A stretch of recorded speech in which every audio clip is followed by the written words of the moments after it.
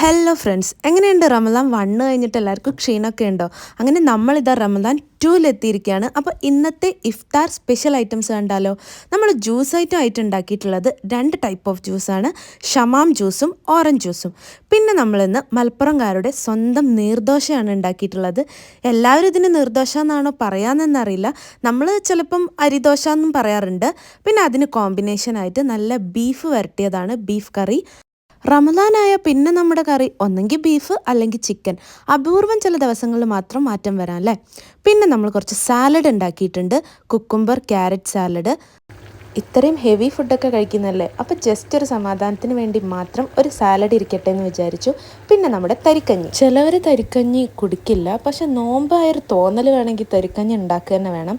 പിന്നെ ചായ ഉണ്ടാക്കിയിട്ടുണ്ട്, പിന്നെ ഈത്തപ്പഴം, പിന്നെ അത്താഴത്തിൻ്റെ കുറച്ച് ബാക്കി മീൻ കറി ഉണ്ടായിരുന്നു, അപ്പോൾ ദോശക്ക് കഴിക്കാമല്ലോ, അങ്ങനെ അതുകൊണ്ട്.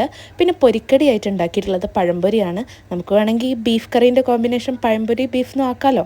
പിന്നെ കുറച്ച് കട്ട് ഫ്രൂട്ട്സും ഉണ്ട്. ഇത്രയൊക്കെയാണ് ഇന്നത്തെ എൻ്റെ ഇഫ്താർ സ്പെഷ്യൽ ഐറ്റംസ്.